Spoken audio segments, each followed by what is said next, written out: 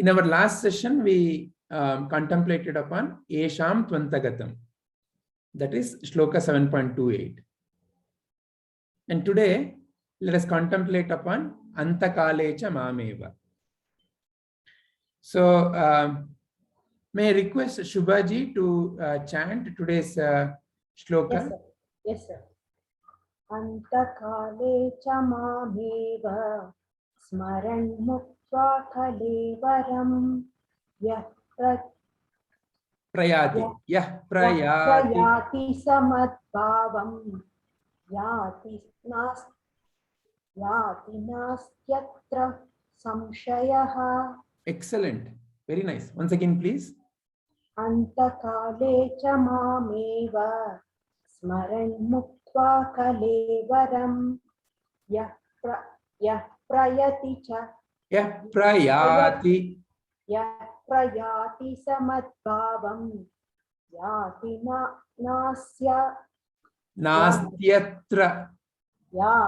nastyatra samsayah. Very nice. Antakale, at the time of death, cha and mam, me, eva, only, smaran, remembering, muktva, leaving, kalevaram, body, yah, who, prayati, goes forth, sa, he, madbhavam, my nature, yati, attains, na asti, is not, atra, here, samsayah, doubt. And whoever at the end of his life quits his body, remembering me alone, at once attains my nature. Of this, there is no doubt. Very nice. Thank you, Shubhaji. Thank you, sir. So this is what Krishna is saying, that whoever remembers me at the end of the life will attain me. So all that I need to do is remember Krishna at once. The so-called end of life. Only once. Only once I need to remember, and job is done. Okay, so what is Krishna indicating here? For that, we have to train all the rest of the life to be able to remember once then. But why do you think it is necessary to continuously train? Otherwise, you will not remember at the end of your life.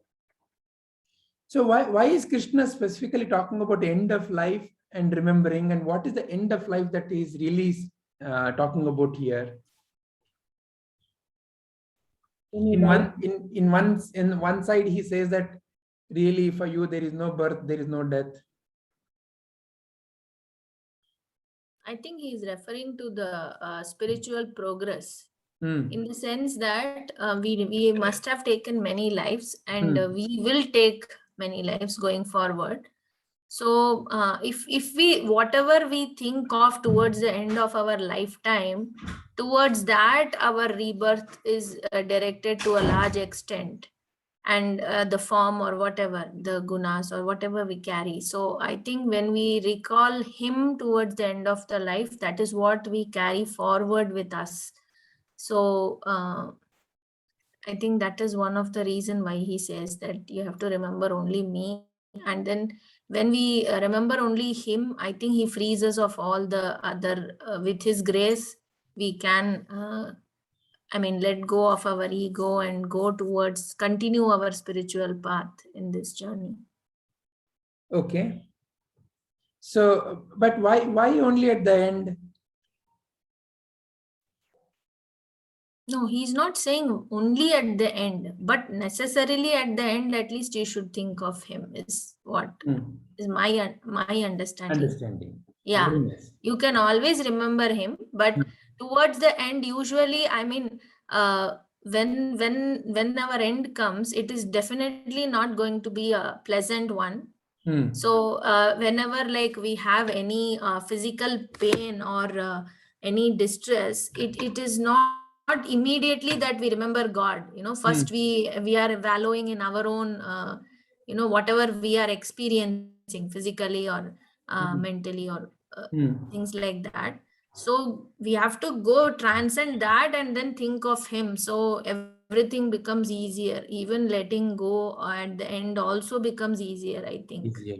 Okay. Yeah. Very nice. Wonderful. Prerana, you want to say something? Yes, Prabhuji. Yeah. Prabhuji, we can connect this story, point to Ajamila's story, who Yeah. did Papa Karma's whole his life, Yeah. and afterwards he chanted the name of Narayana and got mukti.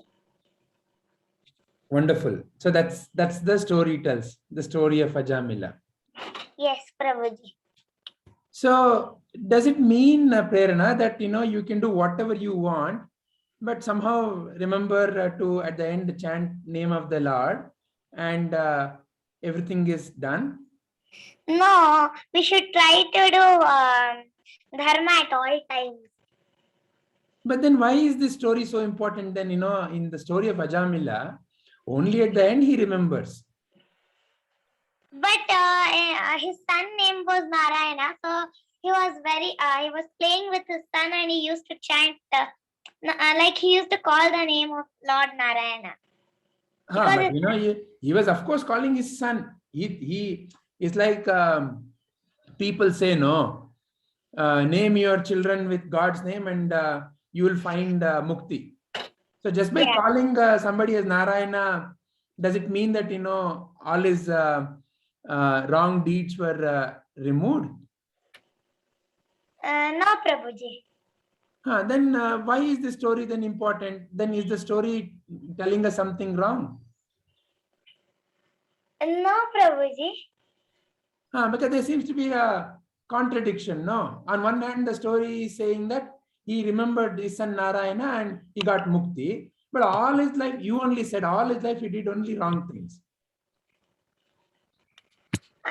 Yes, Prabhuji, but when he was a little young, he was doing good karma.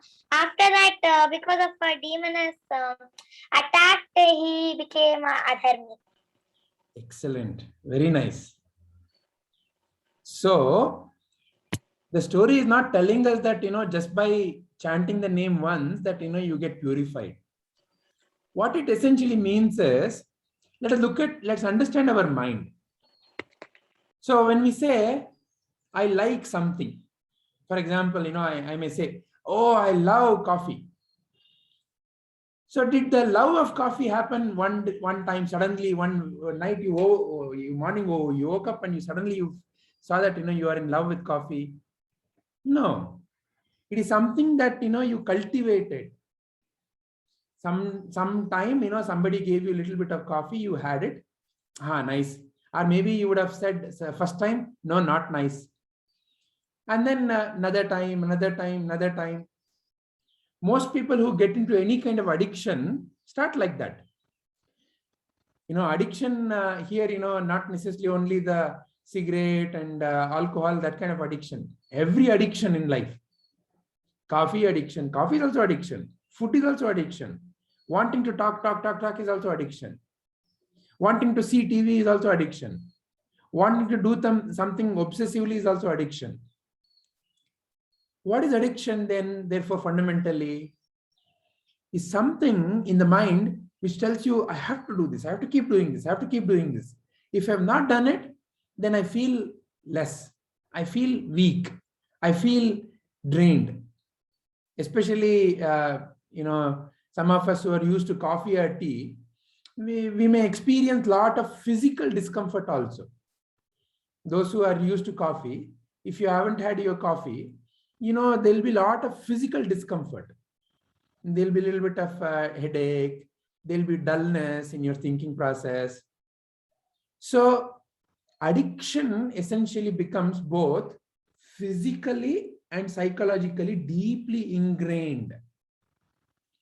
So what we call as samskara. What is samskara mean? Samskara means this deeply ingrained pattern of habit. It started off as a simple thought, but upon repetitive performance of it, it became a deeply ingrained samskara. In the morning, as soon as you wake up, you're used to brushing your teeth. Otherwise, you feel something is wrong. It's not right. Oh, it's not right. I have to go and brush. But remember, being a little child, that samskara had to be given to you by your parents. You had to be trained. You had to be trained for many days. Then only that samskara became deeply ingrained. Now you don't even question it. Now you don't even analyze it. Those of you, who may remember this very famous science experiment we all learned in the school, Pavlov's experiment on the dog for conditioning. So remember, what he used to do was, he would ring a bell and give the dog a bone. So bone is something that the dog eats. So the dog would be salivating when he gives the bone. After many days, he would just ring the bell and the dog would salivate. So the mind got deeply trained there to connect the sound with the coming of the bone and it eating it. Likewise, our minds also. Sometimes, whether physically hungry or not, 1 o'clock I have to eat. Your body start giving you signals as if it is hungry, because you have always done it at that time. So like that, memory becomes very deeply ingrained based on what you keep doing again and again, again and again, again and again. So this becomes your vritti of life. Vritti means, oh, look at them, how he behaves, all the time very angry. Or look at him, all the time, backbiting, talking nonsense about others. Oh, look at that fellow, how all the time he needs only such rich dress. So vritti means something that kind of becomes deeply ingrained. Without that, that person feels incomplete. So this vritti towards the world has to be turned into vritti towards essential nature, towards God, towards my inner nature. So, when Prerana said, as a little child, he was nice. So this practice in Ajamila had been given to him as a little child, and he used to follow that. And here we need to understand that not by merely calling Narayana that he got the mukti. At that time, see, remember the samskara, what you have deeply practiced, what has made a deep impact on you, you have connection to that. And when something triggers, you immediately recall. So for example, some smell suddenly helps you recall, this is how my mother used to cook. Or some little sound, hey, this is what I used to enjoy the most when I was a little child. Like I was narrating a little while back, even as adults, we get connected to certain rituals. When you're doing the puja of, let's say, Ganapati, maybe you will suddenly recall how your parents used to do that and how your friends and you used to go and enjoy that. So the memory is triggered by different kinds of inputs coming to us. So here, therefore, in the story of Ajamila, by samskara, by his deeply ingrained practice, it is already there in him. Like your cycle riding. You have learned the cycle riding when you were very young. But even today, you may not remember how to explain, but you sit on the cycle and you suddenly remember how to balance, because it has become a deep muscle memory now.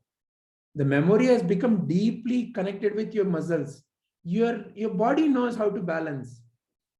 Your hands know, your legs know. So it has become a deep muscle memory. So the memory that are the conditioning that has gone into us is, I am this body. I am the content of my mind, has become deeply ingrained in us. Who are you? I'm a boy. Who are you? I'm a girl. What's your name? We have deeply connected with all of it. And that is what the ego is.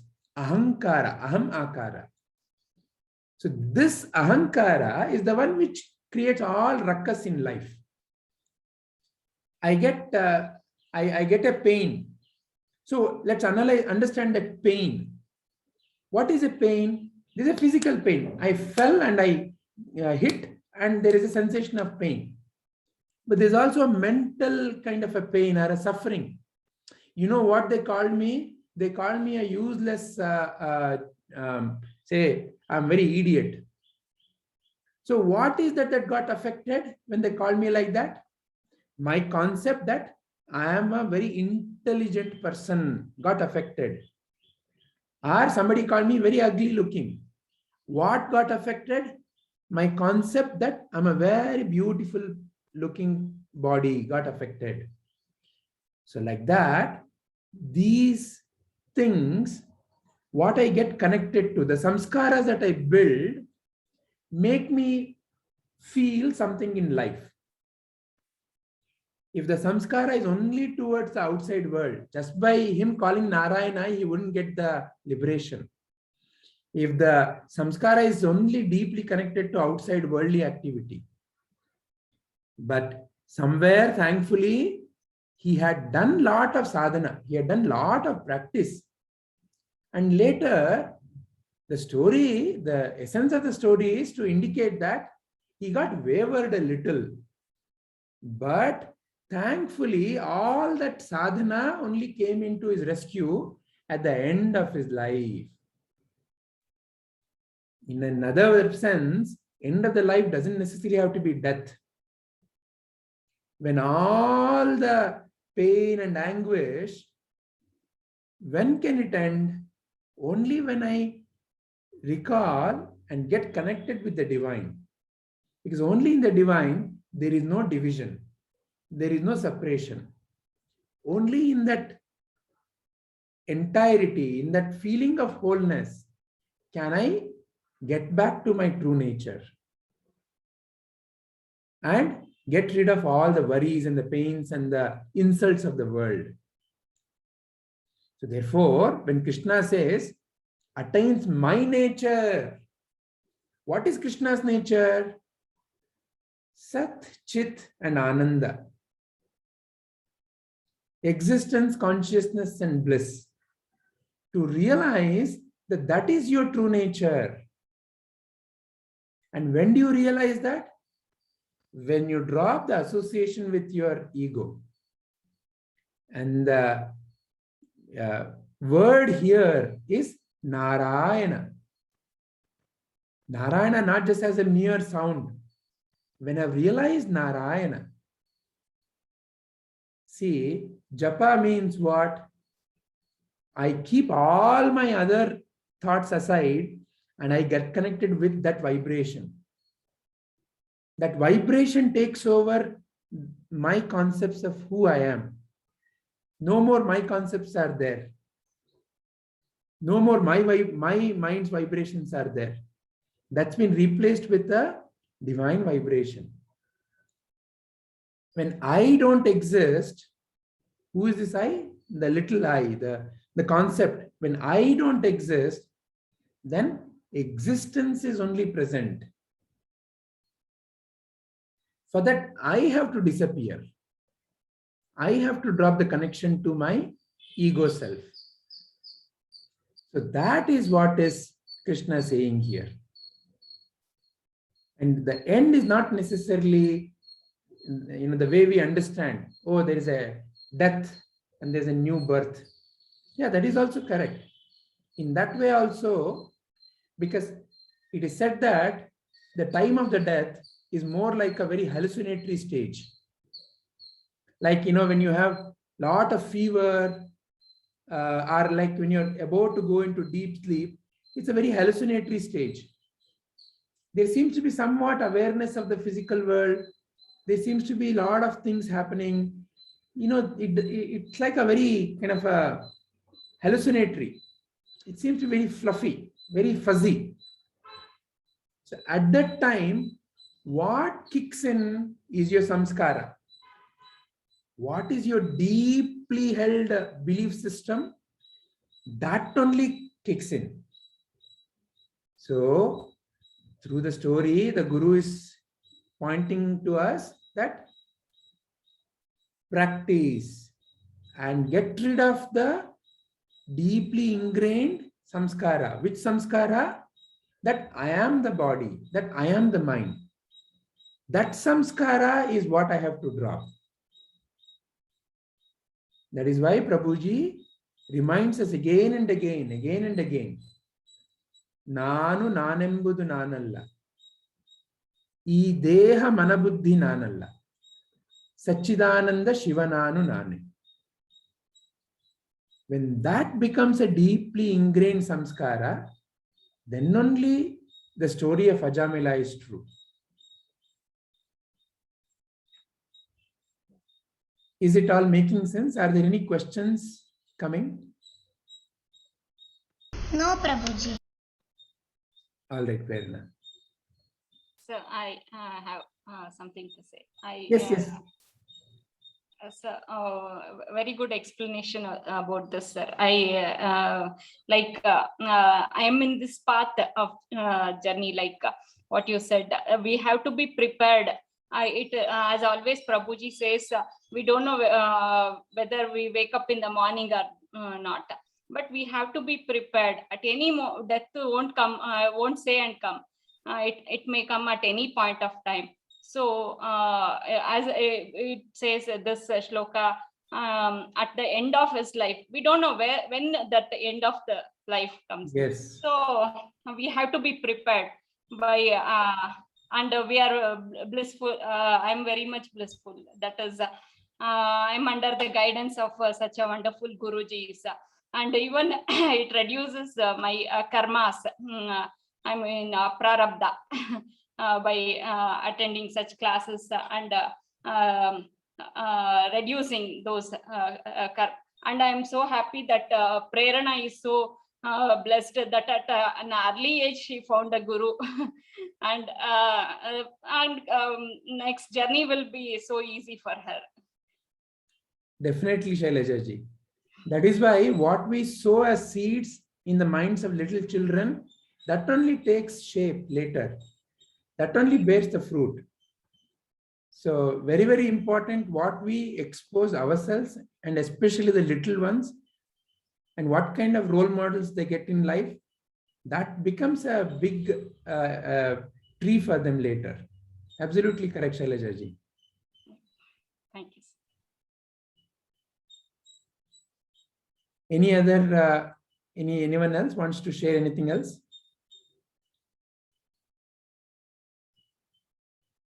All right. So, Shravana, Manana, Nididhyasa. That has to become our habit. So, we are so habituated to certain things. That habit has to be turned inwards. So, it is not a one day's journey. So, there was a wonderful question to Prabhuji once. Now that, in the questioner's view, I consider you as a enlightened being. Now that you are liberated, what is the reason for you to continue to do whatever you're doing? Every day you still spend so many hours in giving all these talks, having all these satsangs. It is like the mind is like, think of it like a floor of your house.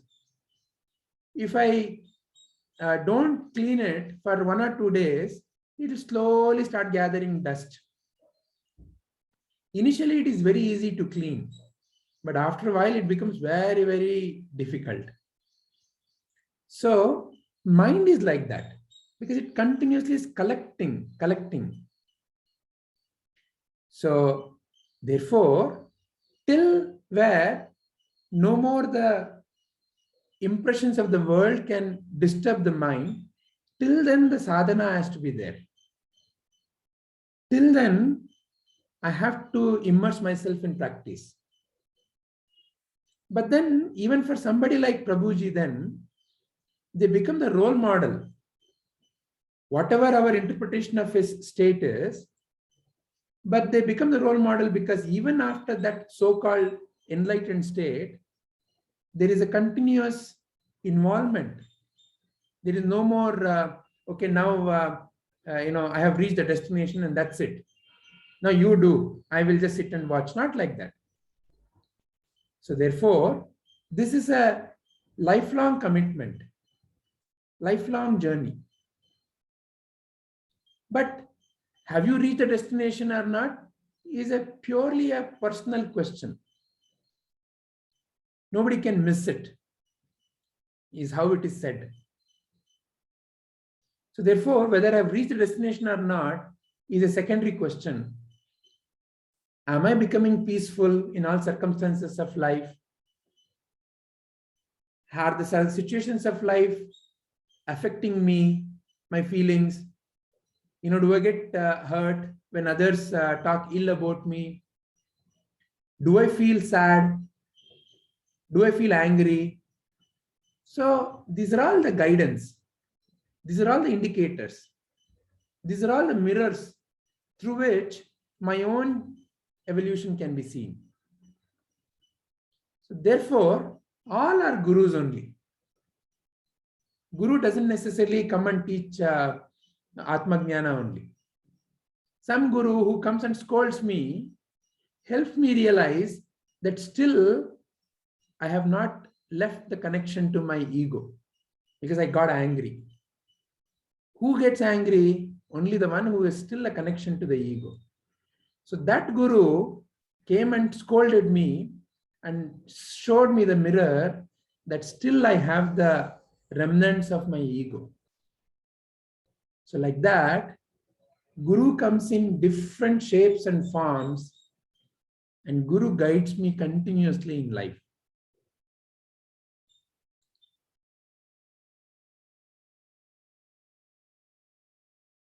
All right, let us end our today's session.